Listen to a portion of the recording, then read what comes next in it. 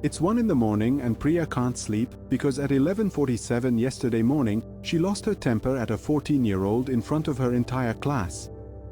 The 14-year-old was being a 14-year-old. Priya is a teacher of 22 years. The thing she said wasn't terrible. It was just sharper than it should have been, in front of more witnesses than it should have been, and now she has been narrating the incident to herself for 13 consecutive hours. Seneca wrote 3 entire books about exactly this. And they're still surprisingly useful at 1 a.m. Seneca devoted more pages to anger than to almost any other subject. He thought it was the most dangerous emotion humans had, and he wrote about it the way a doctor writes about a disease, with the calm of someone who has personally been ill. His core observation was this: anger is not a feeling that arrives. Anger is a feeling we agree to. The first sensation, a flash of heat, a tightening, the impulse to strike back, is something everyone gets. That's just biology. But anger proper, the kind that takes over a sentence and then a conversation and then a day, that requires our consent. We have to say yes to it, even if the yes happens so fast we don't notice we said it. Watch what happens when you say yes without noticing. The thing the student said wasn't even that disrespectful. It was a comment about the worksheet. Something about how nobody was going to do it, said loudly, in the back row voice of a 14-year-old testing the room.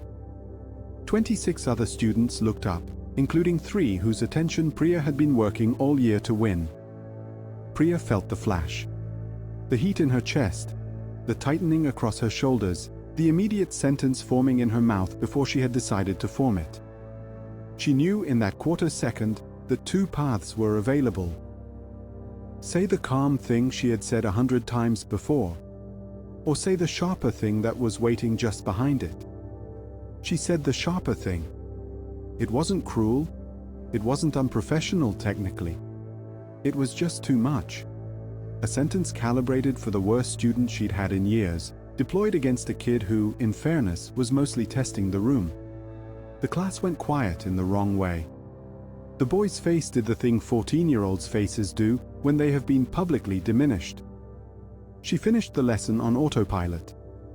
Seneca's mechanism, when you slow it down, is this. Between the flash and the action, there is a moment. It is short, perhaps a quarter of a second. But it exists. In that moment, your body is offering you a sentence. The sentence is ready, sharpened, often quite good. It promises satisfaction. It promises that the person who has just disrespected you will know they've done so. This is the moment of consent. If you say yes, if you let the sentence out, the satisfaction never quite arrives. You get instead a different sensation. The heaviness of having done something you cannot undo, watched by people who will remember. If you say no, if you let the sentence stay in your mouth and unfold the calmer version, there's no satisfaction either. There's just the small, mostly invisible feeling of having stayed who you were before the flash. Seneca's point. The body lies to you about which version of this transaction is better. It always advertises the first one. It always delivers the second. By 1 a.m., Priya has rerun the moment 40 times. In some reruns, she sees the student's face and the calm version of the sentence comes to her mouth instead, and the class doesn't go quiet, and tomorrow morning is not a thing she dreads.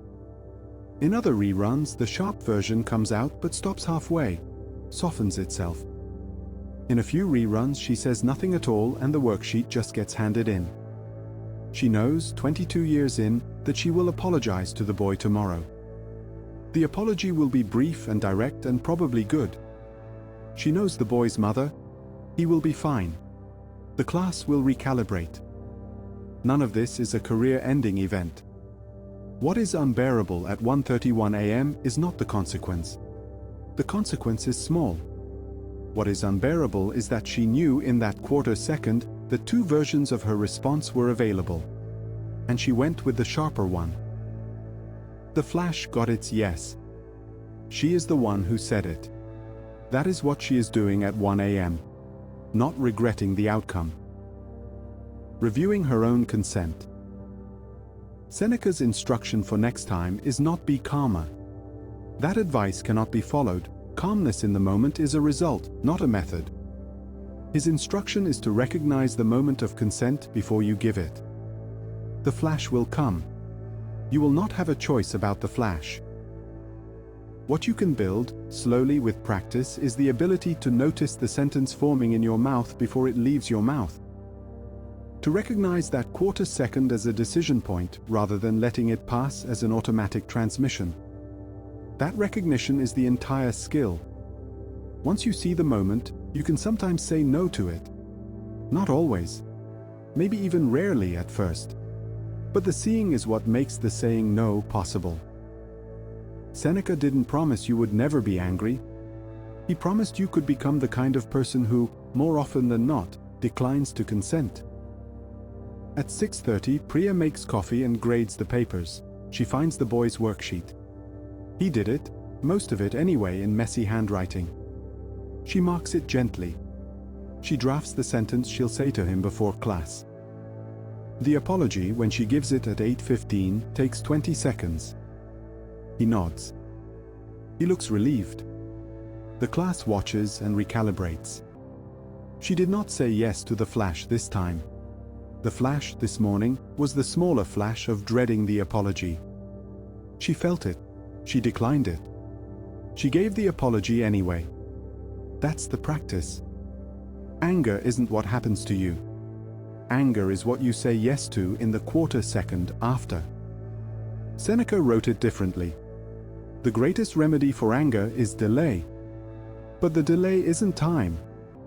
The delay is noticing the moment of consent before it passes.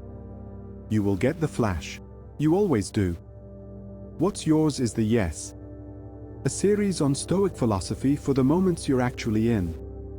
Theme: anger, marginalia, clenched fist with broken arrow, already in library.